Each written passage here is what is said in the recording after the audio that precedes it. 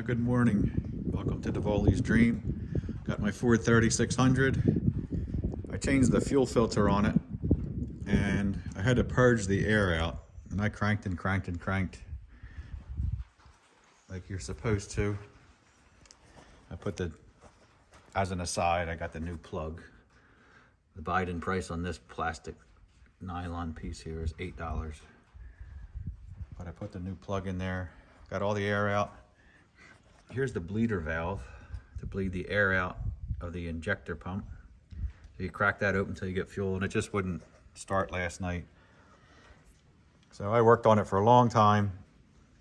I never did diesel work like this before, so I'm learning as I'm going. And the reason you get the air out, or the reason what you're doing, there's air bubbles in the fuel when you change the filter and you're trying to get the air bubbles out. So my logic was let it sit overnight, and wherever those air bubbles are, maybe they'll make one big bubble and burp out. So anyway, got on it this morning, didn't bleed anything. I don't want to say it started right up, but it started up within 15 seconds. Usually starts with a touch of a key. So I'm just so happy. I took it around to pick up the bush hog that I had left out in the field. I had it covered up out there. Kind of what precipitated this maintenance was I ran over this hydraulic line from the bush hog with this tire. See how long this hose is? Broke that fitting back here. Yeah, there's tequila. Broke this fitting back here, which was fine. That one there, I'm glad that was the weakest point.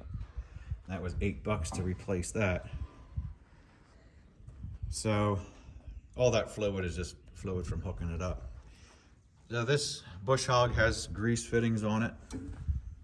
I know I checked the U-joint earlier and there's grease fittings. So I'm gonna grease up this bush hog.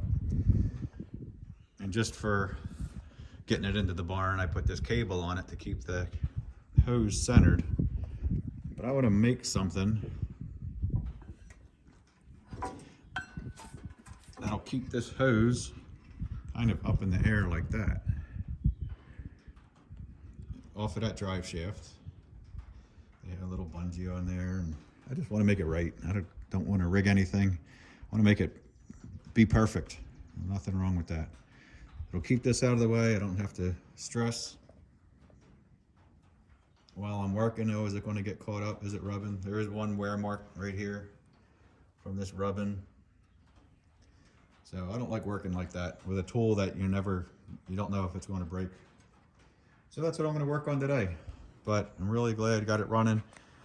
I operated the cylinder a few times since I changed the hydraulic fluid. And up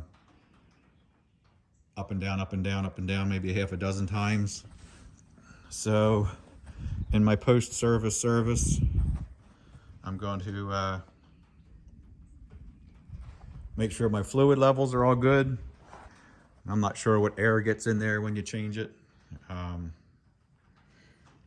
that's what I'm going to do. There's really, really thick mud out there. These were racing slicks when I went through the parking lot area, which is just dirt right now. And I intentionally drove through the pasture and went back and forth with the front wheels to get the mud off. Picked up a little bit. So one thing to review with when I greased yesterday, you can see my grease coming out there. You can see my grease coming out there. No old grease came out, which tells me there was no old grease in it. So it likes to be lubricated. I did get a new dipstick for the transmission. He had that for $8. He said they get lost all the time. I imagine you check the fluid and you put them on the hood and drive away and you leave it behind. So that's what I'm doing today. Do a little bit more maintenance on this. I don't want to make a project out of it. I want to get this hydraulic hose hooked up. And here's your daily shot of tequila. Out there sniffing something in the grass. Oh, there he is. All right. Here he comes. Hope everybody has a good day.